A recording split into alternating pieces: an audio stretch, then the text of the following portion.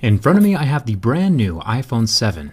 Whether you are Team Android or Team iPhone, anyone can appreciate a well-built phone. And that's what we're here to find out. Can this matte black iPhone 7 survive my durability tests? I've tested over 38 phones so far, including the previous iPhones. So let's see how this newcomer does.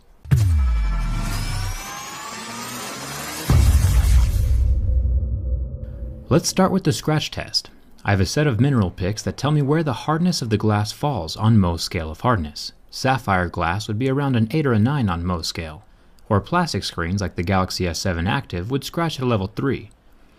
Normally, the average smartphone will start scratching at a level 6, and this appears to be the case with this new iPhone 7. It is on par with the typical smartphone screen hardness. Coins and keys won't scratch it, but you should keep it protected anyway. There are still plenty of abrasive materials in the environment, hiding in the pockets of your jeans or purse that can cause scratches to the screen of your phone.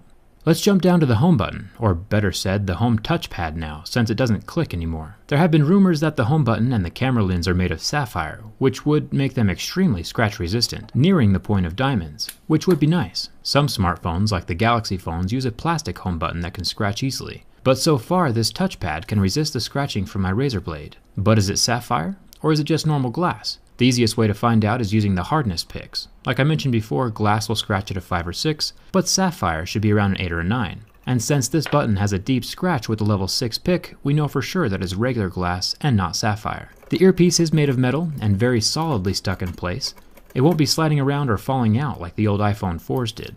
Now with the back aluminum, I will be scratching a jet black version very soon, but so far this matte black version holds up extremely well to my keys.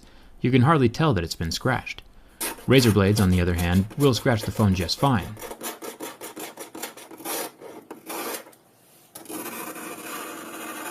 And this is why I always keep my razor blades in a separate purse. You should too, unless you want one of these $800 aluminum curly cues. Now for the camera lens. This glass piece is protecting the new 12 megapixel camera inside of the phone, and it is definitely scratch resistant, which is awesome. My razor blade does nothing to it. But is it sapphire? It still scratches deeply at a level 6, so it doesn't look like anything on this phone is sapphire. Sapphire does have its pros and cons, but I'll save that for another video. Next to the camera lens, we have what Apple is calling the Quad LED True Tone Flash. Initially, I thought that this might be 4 different colored LEDs, bringing even more life to pictures than just a dual-colored flash would. But while indeed there are 4 LEDs, it is still just the same normal 2 colors that the older iPhone 6 has. The flash is just brighter now, because there are more of the LEDs, which is good. Checking out the build quality of the rest of the phone, we find out that the buttons are metal, which is ideal. Plastic buttons tend to discolor or pop out more often than metal buttons do. So thumbs up to Apple for sticking with quality materials. The antenna bands are still plastic, but that's a necessity with Apple's design at this point in time. If you remove these antenna bands, no more cellular connection. If we look down here, we see where the headphone jack doesn't exist. Now this is a problem on multiple levels. I'll go more in depth about this in my next video. But looking at it from purely a durability perspective, this is an extremely bad move. Just like any piece of electronics, the charging port component has a finite lifespan. Nothing lasts forever. It is designed to withstand a certain amount of physical wear and tear. This means it could stand 5,000 or 10,000 plugs and unplugs.